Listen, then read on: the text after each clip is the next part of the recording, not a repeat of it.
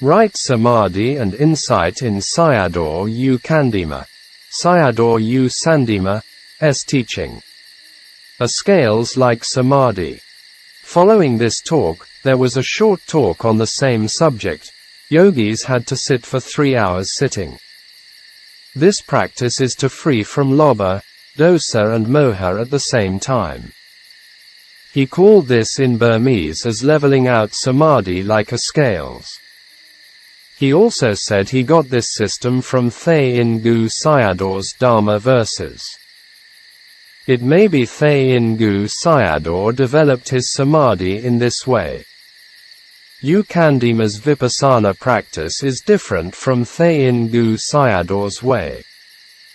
Thay In Sayadaw's way of Vipassana is based on form, rupa, nama kamathana, i.e., not on physical sensation but on mental feeling. U Candima's way is developed Samadhi with anapanasati and contemplation on mind, nama kamathana or cittanupassana. U Candima called it as Mahapalinka meditation, which refers to like the Bodhisattva's enlightenment in one sitting, so it also can be called as Bodhisattva Kamathana. In this talk on scales like Samadhi, U Candima called this method the Vipassana Yankee method. Leveling out Samadhi and Panna together, that it's also called the Yuganada method, Yuganada, yoked together. The commentary explained Yuganada as coming from jhana samadhi and contemplating the jhanic factors with insight. Come out from each jhanic level and contemplate in this way respectively. According to Bhikkhu Bodhi, even in jhana state one can contemplate the jhanic factors as evidenced in the suttas. It seems U Candima's own practice supports this point. Here, developing Samadhi like a scales is, first watching the breath at the tip of the nostril. After some time dukkha vedana will arise somewhere. But the mind does not follow the vedana, but neither returns to the breath at the nostrils. Instead, leveling out these two vedanas, one at the tip of the nose and dukkha vedana appears down there, until the mind becomes upekkha. The mind staying with vedana becomes dukkha, domanassa, which is one extreme. Wanting to overcome dukkha vedana and send the mind to the nose with tanha becomes abhijja, which is another extreme. Therefore, if the yogi can contemplate these two objects or keep them equally until it becomes upekkha, which is the middle way, or become the path, maggan. With this upekkha maggan to develop insight, vipassana, you can't contemplate paramatta dharma with kilesa mind, if with kilesa it only becomes concepts. Closing square bracket. Today we'll develop the scales like samadhi or middle way samadhi. Here I didn't translate the Burmese words, moon chain kamathana directly. Before we did the anapanasati in an ordinary way, i.e., observing the breath only for 3 days, first 1 hour sitting and later 2 hours sitting, and how to develop it. There is a way to develop insight, and I'll talk about it today. Here is not to attain the Dhamma with this method, i.e., Nibbana. Now we're on the 4th day. Only you have finished the basic anapana kamathana, you can practice forward. Therefore, you have to finish the basics. For 3 days we practiced ordinary anapana. Only you know the meaning of Dhamma practice and can know the nature of vipassana process for forward practice. When the 4 elements are disturbed or afflicted and encountered dukkha vedana, in walking also it's painful. Could you walk longer? The body becomes stiff and tense when lying down for a longer period. It's not free from suffering also by standing. Whichever postures you're in or keeping it, this khandha will be cruel to you. Because of its cruelty, khandha becomes dukkha and the mind suffers and is tired. Every time with practice you'll encounter it. When walking, can you walk for a long time in a focused manner? Even though it's not good for samadhi because of its movements, but it's good for supporting it. According to the forest monks, walking samadhi is more stable than sitting. Some monks did a lot of walking than sitting, e.g., Ajahn Mun himself. Walking meditation is supporting one's own kamatthana to have strength.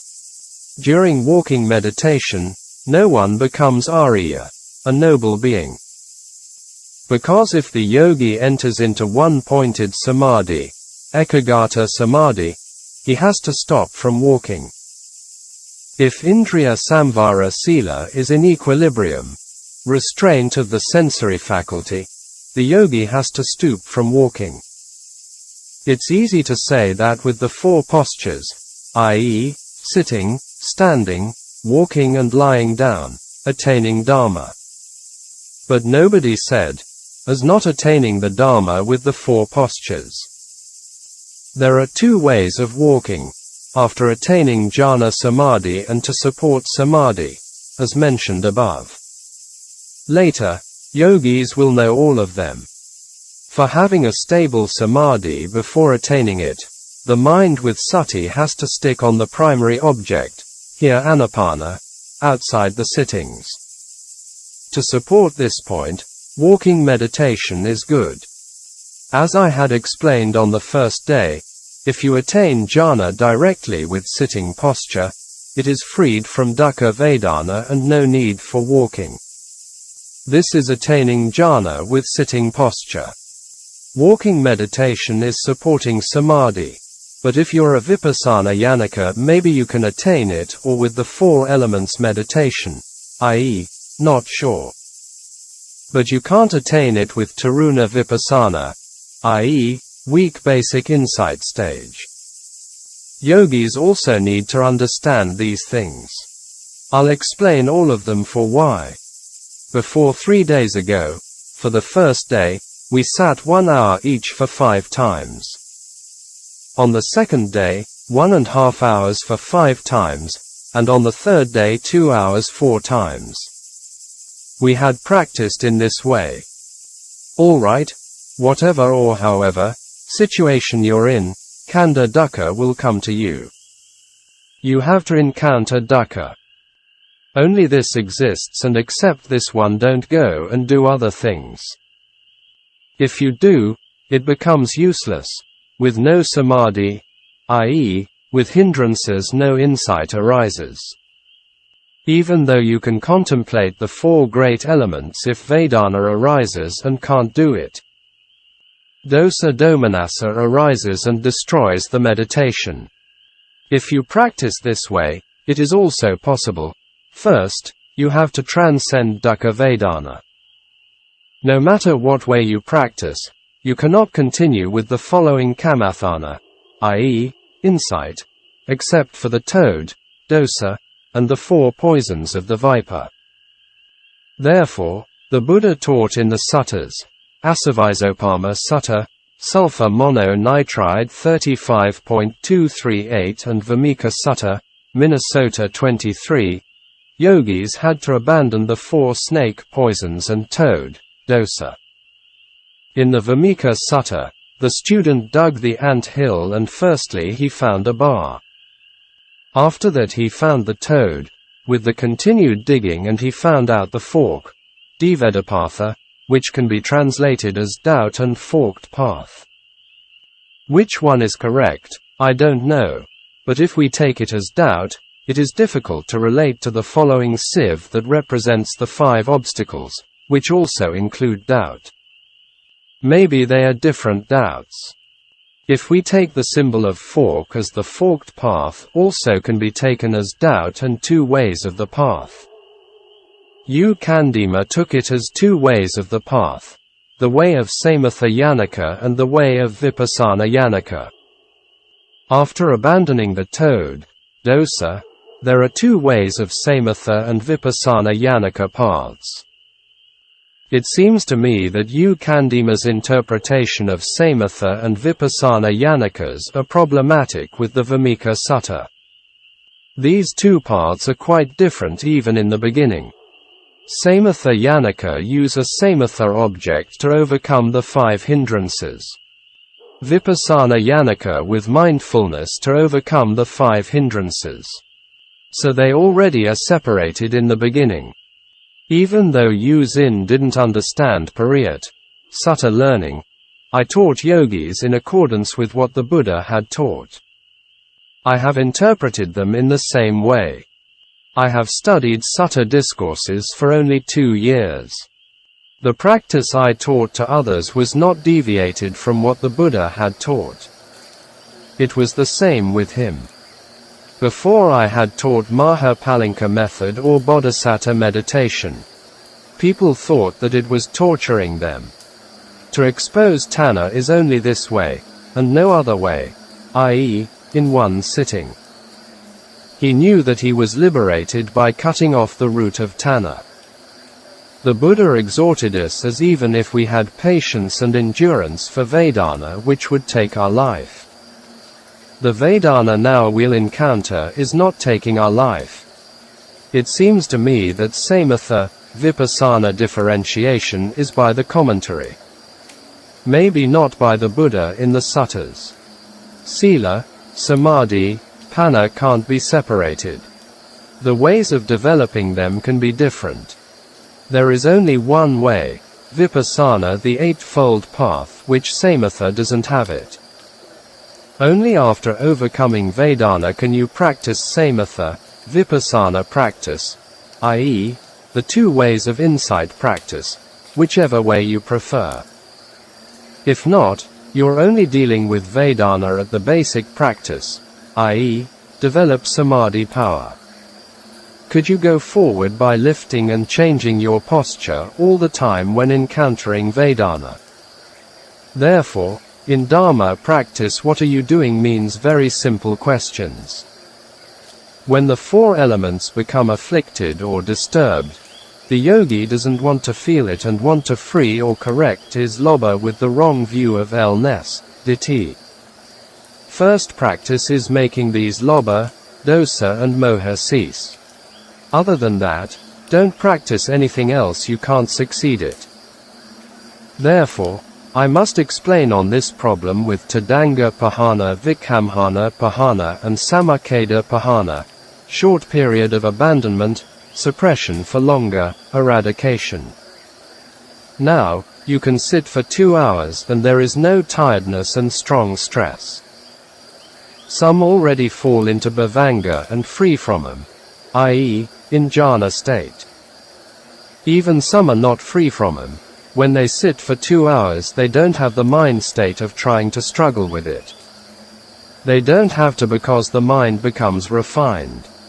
Pasambayam kayasankaram, the breath become calmed down with dosa fallen away and breathing also refined, not tired anymore. Could I ask the yogis to breathe slowly like now at the beginning when they arrived here? All will get up and run away. We're practicing to be free from the lobha, dosa of not wanting to experience it, even though it'll take long. Now you can sit for 2 hours. All right. Let's move forward step. What is the nature of insight practice? The mind contemplates the mind and form to become true insight.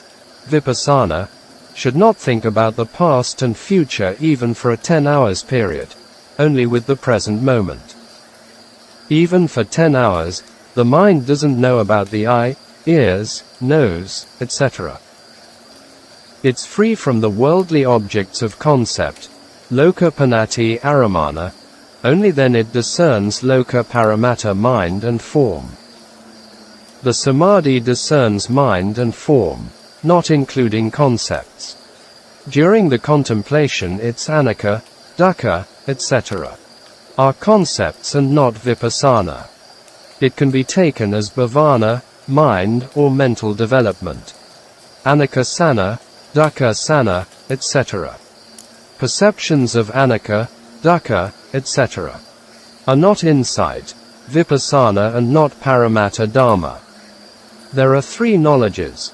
Paramatta is penetrative knowledge, sana The perception of names and concepts are conceptual knowledge, and vijnana knowing is not giving names and concepts, and also non-penetrative nor analytical knowledge. Penetrative or analytical knowledge is panna, wisdom. Knowing with giving names is still not arriving vipassana yet. Later Yu Xin continues to explain them. You yourself confuse them or not, I don't know, but I have to explain about them. The main question is, if yogis encounter dukkha vedana, is it possible for their mind to contemplate paramattha dharma with suffering and pain, dissatisfaction and exhaustion? Now, with the four elements being tortured, this question arises. We have to deal with this issue. We're practicing to deal with this problem. On the first day the four elements of the khandha were afflicted. And what is the habit of a worldling? The mind is unbearable to dukkha vedana and wanting to condition the khandha. Because of this desire, lobha and the following mind, which is kaya sankhara, condition the body, i.e., changing the body. This is the practice of kamasukhalikkhana yoga, indulgence in sensuality, by lifting and correcting the body is happiness. The desire for happiness in sensuality, kama, is defilement, kilesa, kilesa karma, defilement of sensuality. With kilesa, karma and action received khandha. Does it not suffer by receiving khandha? The act of torturing oneself by oneself, atta, is a takalamathana yoga, self-torture. Physical object, vafu rupa, is in pain, and making it a temporary comfort. This is kamasukhalikkhana yoga. We have to abandon these two extremes, and not pursue them. It used to be that whatever kamathana you used, you wanted to correct them. Now, you no longer tune them, but are freed from both extremes. Now, you're stable with the primary object, mula kamathana. Before with the habit of a worldling, hino gamo pothajaniko, which is low, vulgar, the way of worldlings. Now you don't have the habit of a worldling as wanting to lift and correct the body. You can keep your mind on the primary kamathana is the middle way, majjhimapatipada. You can keep the mind at the tip of the nostrils straight away is samadhi. At the touching point or contact, dukkha form, rupa, combined with dukkha mind and sukha mind ceases. When pain arises on the body, then the sukha form is combined with the sukha mind and the dukkha mind stops, when the pain is overcome. Is there anything as I die? You know that only mind and body exist. Knowing as the I-ness not exist is right view, samadhi, and right thought, sama sankappa. Complete with the 8 path factors, which is the middle way, majjhima patipada. If your sati is gone, it becomes painful again. Yogi wants happiness at the place where the air touches the tip of the nostril. You are clinging to the place. Could you contemplate insight if sati sticks at the tip of the nostril? In sukha vedana lobha exists. Today humans become the slaves of tanha on sukha vedana, that all the pollution of the world and climate disasters arise. In dukkha vedana dosa exists and in upekkha vedana moha exists respectively. We must practice to get rid of these 3 points. Now, we replace dukkha vedana, dosa with sukha vedana lobha. Before there was dukkha vedana, when pain arose, and now with sukha vedana, we are free from dukkha vedana. Isn't it possible to rest here? No, not yet. To contemplate the mind and form, the mind is not purified yet. With dukkha vedana increasing, the mind with force sticks again at the tip of the nostril. It is stuck with the lobha mind process. What is competing with jhana?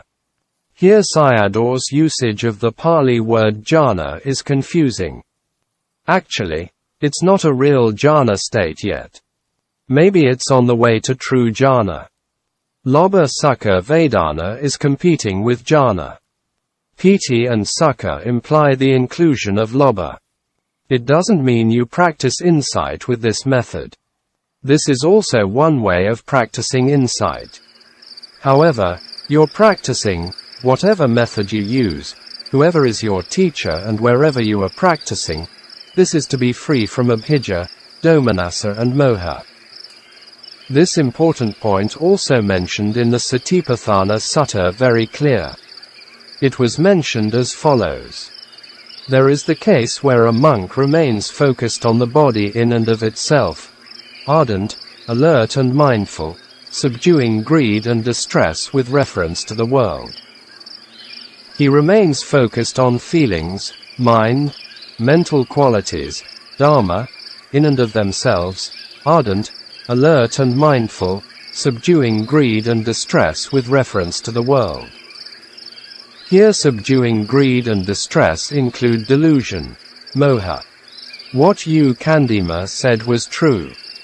It seems there are two ways of insight, samatha yanaka and vipassana yanaka. So yogis have to choose their own ways of practice. These two ways of practice are also mentioned by famous scholars and practicing monks like Ledi Sayadaw, Mogik Sayadaw, Mahasi Sayadaw, etc. Here, Sayadaw Candima is teaching the samatha yanaka way. Both ways of practice we can see in the sutta teachings. Closing square bracket. Not wanting to feel or experience, i.e., pain, is dosa, wanting to feel or experience happiness is lobha and uncertainty about things is moha. Not letting these 3 points sticking with the mind and stripping them off is insight practice, or sila samadhi practice. If these 3 kilesas fall away by however way you do the practice, the outcome is the same. Does the mind not purify if there is no lobha, dosa and moha? If the mind is purified, it becomes citta visuddhi, purification of the mind, and you can contemplate paramatta mind and form. Without the purification of lobha, dosa and moha and contemplating of insight or development of insight knowledges or wrong view fall away or giving the perceptions of the characteristic, lakkhana, and all these are only in thought. But these can be accepted as weak insight, taruna vipassana. This is right. Dry insight mindfulness, sati, practice purifies the mind or abandonment of the 5 hindrances. Closing square bracket. What we want is the real paramatta of mind and form, which refer to seeing of mind and form.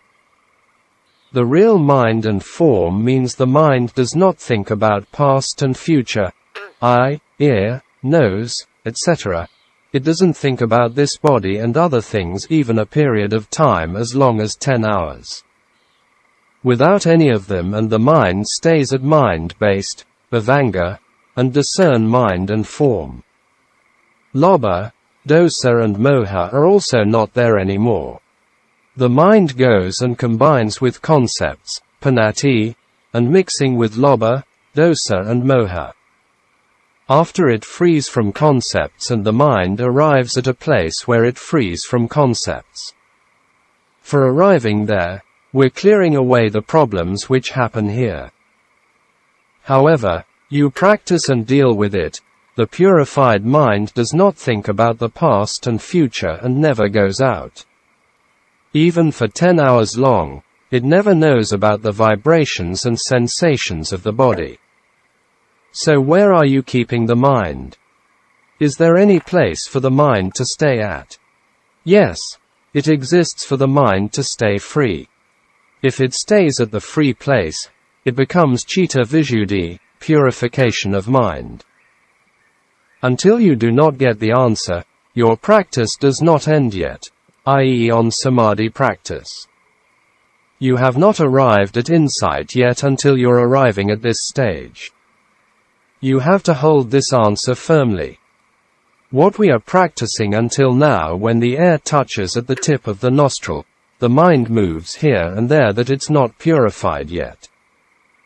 We have to continue to take off the dust. Still we have to do it and can't talk about Paramatta mind and form. The place where the air and the tip of the nose touch is pleasant. The affliction of the four elements is dukkha. The mind combined with dukkha vedana becomes distress, domanassa. When combined with sukha vedana becomes joy, somanassa. Both mind states are lobha and dosa and can't contemplate the Paramatta Dhamma. As a first step from dukkha vedana it becomes sukha vedana, that is a success. Upekkha vedana means that the mind is inclined neither to dukkha nor to sukha.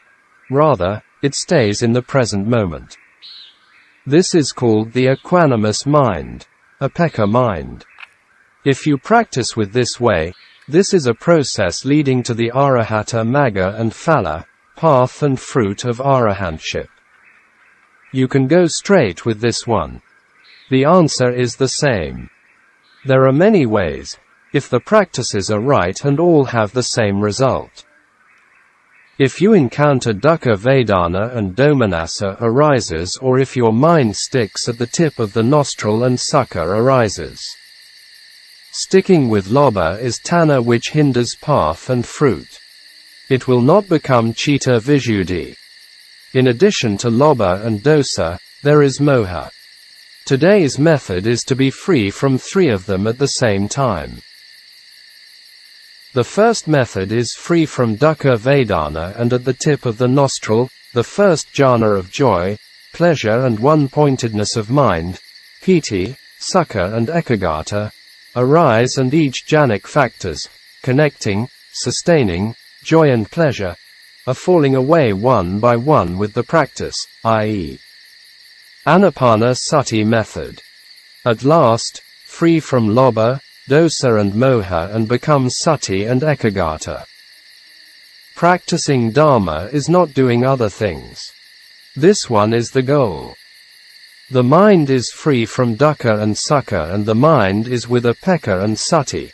This becomes citta visuddhi. In insight practice, not doing this one and doing other things is not right. I am worried about you will go wrong. Therefore, I'm talking firmly on this point. With the affliction of the four elements, it becomes dukkha vedana, and staying at the tip of the nostril, it becomes sukha vedana. Two extremes appear. Getting rid of these two extremes is upekkha vedana. At the place, if sati stays there at the same time, it can be freed from lobha and dosa. For this, I'll give you the practice. This place is not at the nose or where pains arise, but at the bhavanga, where the mind stays by itself with upekkha. Sayadaw did not mention specifically the place, only at the place. This is the way of practicing together, i.e., samatha and vipassana together, Yuganada way. We take the same kamathana of the air and the tip of the nostril as before, with the affliction of the four elements. When the four elements are afflicted, the mind inclines toward the place of its affliction.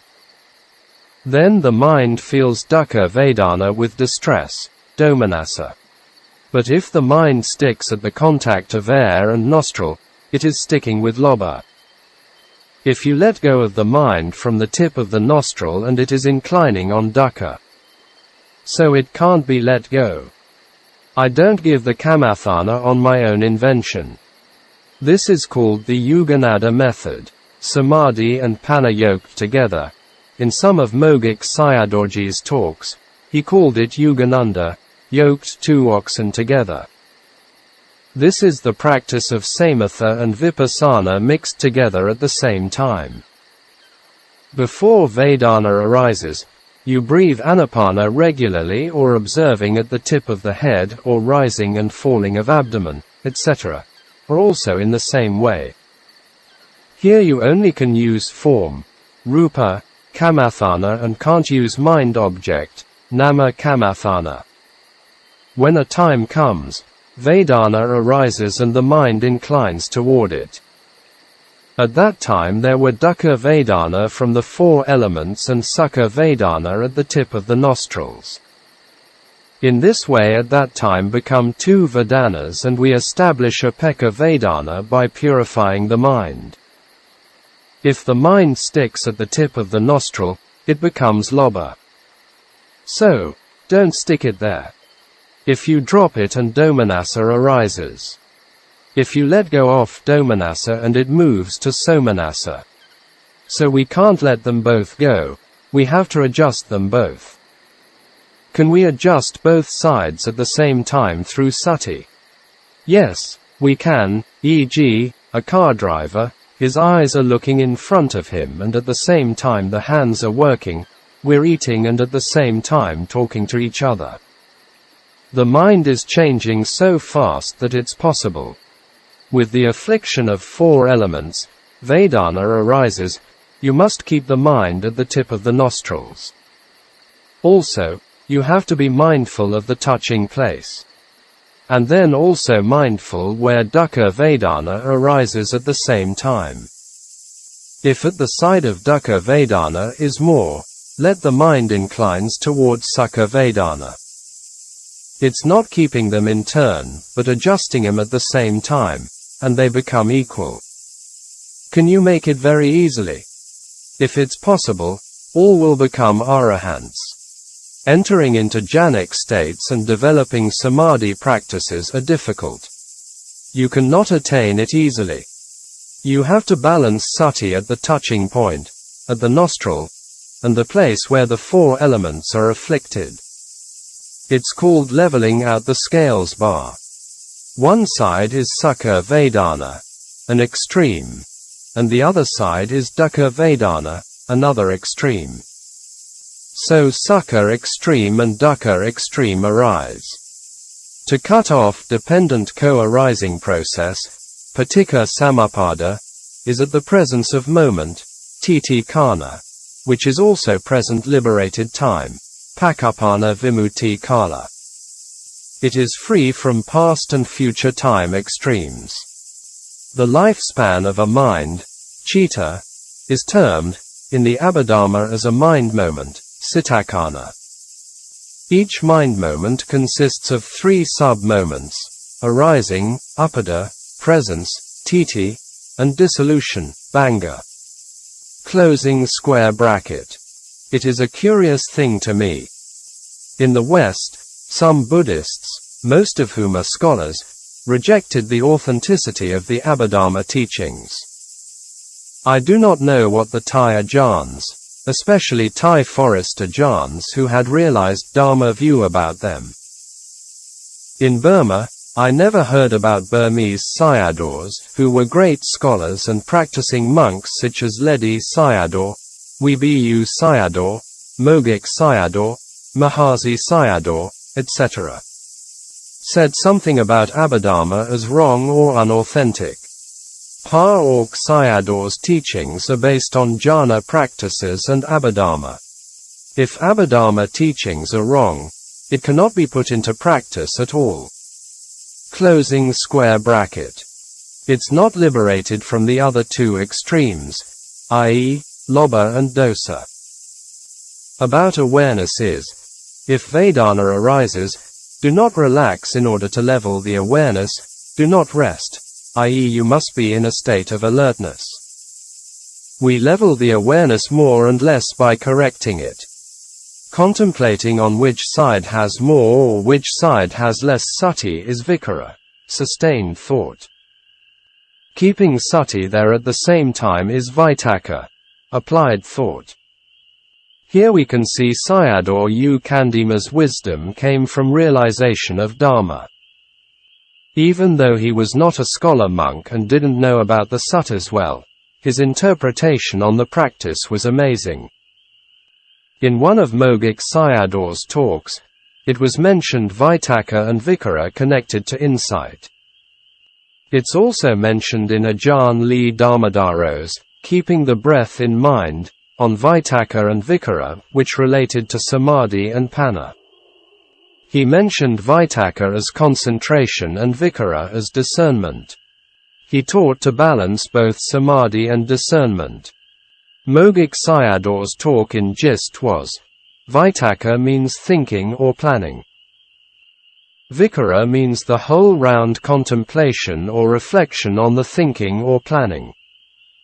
The Buddha taught Vitakka and Vikara in the first jhana and also in the path factors, Maganga.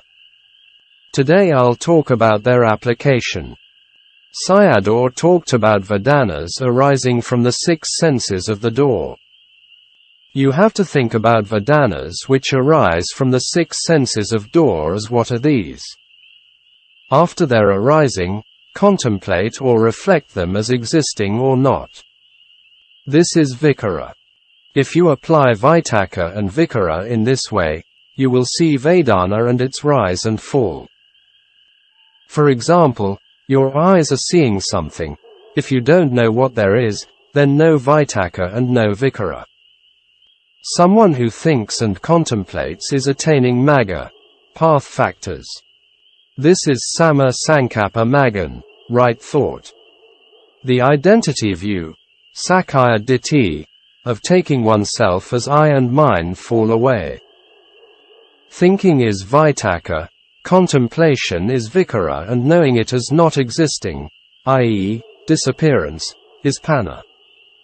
Therefore, whenever you open your eyes, you see things with reflection and contemplating. The dissolution of things is useless. The uselessness of things is the truth of suffering, dukkha sakka. If you're thinking and contemplating, you will know about dukkha sakka. Disappearance is dead. Death is in dukkha. If you're thinking and contemplating in this way, not only sorrow, lamentation, pain, grief, but also the hell fire will be extinguished. Closing square bracket. When you're doing the leveling out, Tanha comes and pulls you. Now, the mind is pulling together by Tanha and Panna. At first Sati stuck at the tip of the nostril and Tanha came and pulled it down there. So Tanha and Panna came to pull the mind together. Now, you're adjusting Sati between the tip of the nostril and dukkha Vedana, and Sati wants to stick with Sukha, i.e., at the nose. This is greed, lobha, that sticks to the mind. Otherwise, if stuck with dukkha Vedana, then it's stuck with dosa.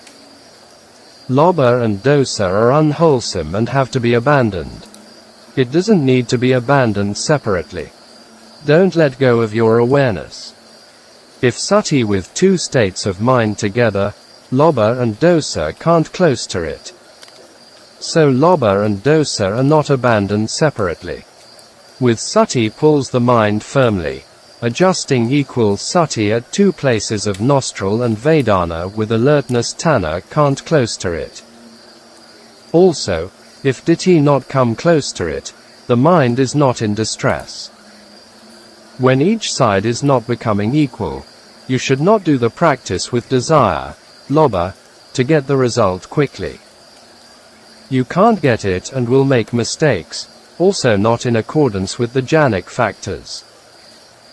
Wanting comfort and sticking to the sukha side, i.e., nose, becomes lobha, and you can't do insight.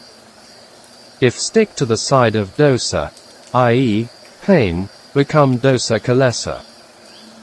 Looking at the 2 extremes with sati and nayan, supporting it, and panna checking which side is more and less. Sati can't be let go, that is abandoned delusion, moha. Not stick at the nostril abandon lobha, and not stick with dukkha vedana abandon dosa. So it abandons lobha, dosa and moha at the same time. This is the practice of one-pointedness of mind, ekaggata, for insight. Otherwise, if you do insight, only get the thought, perception, of insight. It happens as before, no real insight and does not change the mind. You can't get the real insight easily. The rod of the scales becomes balanced, and it means, Sukha extreme is Lobha mind, Dukkha extreme is Dosa mind. If the Sati in the middle is lost, it becomes Moha. If free from all these mind states, the mind is purified. The Upekkha mind, equanimous, is free from Lobha, Dosa and Moha. Only with this mind can contemplate insight. Free from these three extremes will discern the real, Paramatta, mind and form. When the mind is in Upekkha Vedana Ekaggata Sati, it does not run to the past or the future. It does not stick with Sukha and Dukkha and is also free from the Khandha. It's not easy to get it. In Sukha and Dukkha Vedana's form, Rupa, exists. If with the form, the mind is not free from the concept, it is not free from Lobha and Dosa, because it is not purified. So don't come and practice with it. You don't get it. Free from Sukha and Dukkha it falls into Upekkha and free from Moha. And then this mind becomes Paramatta mind and form. This is the basic resultant mind and form. There are two kinds of mind and form, with cause and with result mind and form. I'll explain him later. This we have seen in the talks of Thay Ingu Sayadaw. So, you must see the resultant mind and form. First after seeing it, then develop to Arya, become a noble person. My duty is to explain whatever it should be. If you don't understand them, you have to listen very often to the talks which are recorded during these 9 days of retreat. To develop the path and fruit, you can't do it blindly. Even if the skin of the body is worn out for 10 years, practicing the path that doesn't get there, still never gets there, i.e., with the wrong practice. Not knowing the right practice, doing it will only make you tired, and you will only get the perfection of merit, Kusala Paramita. It will not give the result as we expect. If we practice blindly without knowing why we have to practice, it will not bear fruit. You'll realize Dhamma by following it, as he taught. If you don't understand the basic points and become confused, you'll not be able to practice later. It is important to fully understand the known, Nata Parina, and the teachers. I had to clear out the coarser parts for later practice on the refined parts. I am not teaching you with this method to realize Dhamma. I am not giving you instruction with this system. Furthermore, I want you to understand the nature of insight and show you the way of entering into jhana.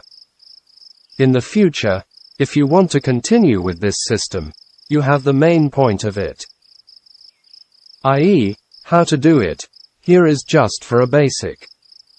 Now, you know the nature of the practice. If you cling to happiness, Sukha Vedana, it is greed, Lobha, and to suffering, Dukkha Vedana, it is anger, Dosa. If you stick with neither Sukha nor Dukkha objects, it becomes Moha. To be freed from Moha we have to practice freeing from Sukha and Dukkha, which is Upekkha. You can't make Upekkha directly. You can't make Upekkha by itself. Some people were doing this kind of Upekkha. With ordinary Upekkha, when Vedana arises, one only could sit for 15 minutes or ask to sit for 15 minutes.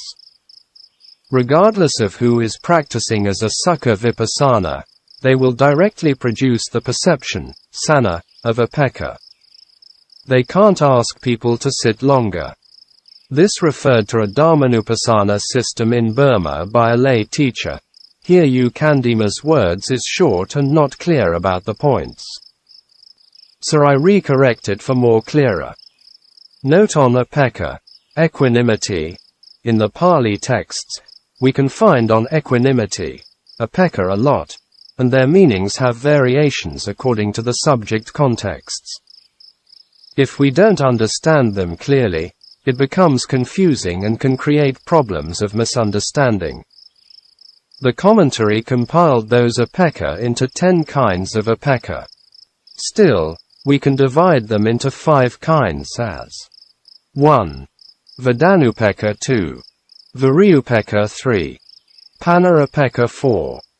Tattramajjhattha, neutrality of mind. 5. Samādhi upekkha. In general, we can divide into 2 kinds. 1. Feelings. 2. Mental states or factors, cetasikas. Except Vedana, all the other 9 kinds fall into this kind. We can give the meanings of the 10 kinds of upekkha roughly as follows. 1.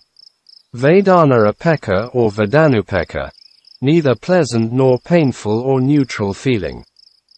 2. Virya upekkha or Viryupekkha, over effort becomes restless, relax effort becomes lazy, and sloth, torpor can come in. It is equanimous effort or no somanassa and domanassa effort, no joy and dejection. 3. Panarupekkha, 2 kinds. A. Vipassanupekkha, udayabhaya nana, discerning of rise and fall of phenomena. B. Sankhara upekkha nana, knowledge of equanimity toward formations, sankhara dhamma. 4. Chalingupekkha. This equanimity is the quality of Arahant. Whatever he experiences from the 6 senses of the door, he is always in equanimity. This was mentioned by Thayin Gu Sayadaw in his experience of final attainment.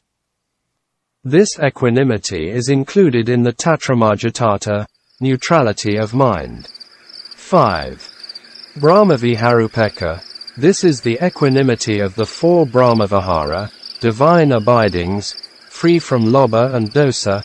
The Buddha's equanimity to his son Rahula and the monk Devadatta are the same. This one is parami upekkha, impartiality toward beings. 6. Bojjhanga upekkha, equanimity in the factors of enlightenment, mental equipoise. 7. Tetramajjhattha upekkha, the equanimity which is making other mental factors arising together become harmonious, e.g., the 5 spiritual faculties in harmony. 8. Janupekkha, equanimity in the 3rd jhana. The happiness, sukha, in the 3rd jhana is quite happy, but its happiness is controlled with equanimity. 9.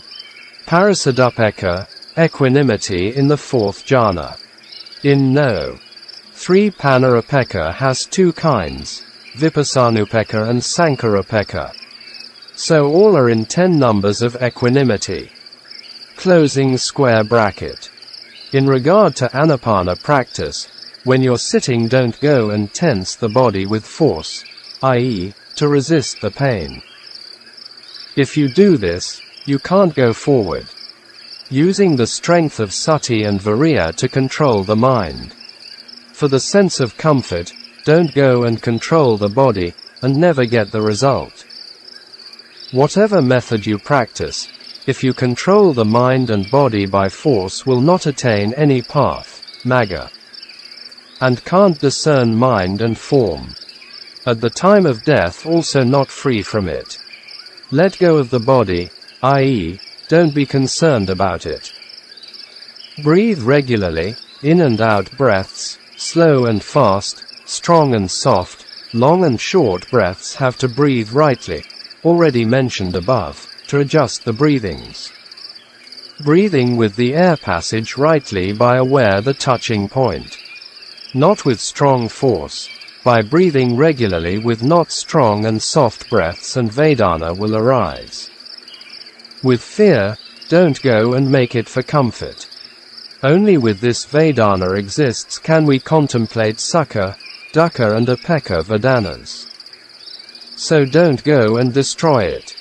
With him, only we can do it. Dukkha Vedana arises, you adjust or level off it with Sukha Vedana. Pay attention to the clear touching point, i.e., nostril or Sukha, and also pay attention to Dukkha Vedana, i.e., where the pain arises. Keep them equally. How to keep it there? If you keep it at only one side, you will lose the other side. How to keep two sides in equality? In the beginning of Vedana arising, it's still light. Nayan, Nana, and Panna have to control and level off the awareness. Whether right or wrong, don't stop panning, correct errors by panning, adding where required and subtracting where more is needed. Even though you control the mind with sati and viriya, tanha will come behind to pull you. So don't lose your side. If you're leveling off this way, lobha and dosa minds cease and fall into bhavanga. After fall into bhavanga, jhana mind arises. During the jhana mind process arises, piti and sukha can arise. If it's too strong, don't let it go and it has a strong happiness. Its happiness is something like smoke from a cloud and a big roll of cloud rising up quickly. If something like this happens, don't let it go away.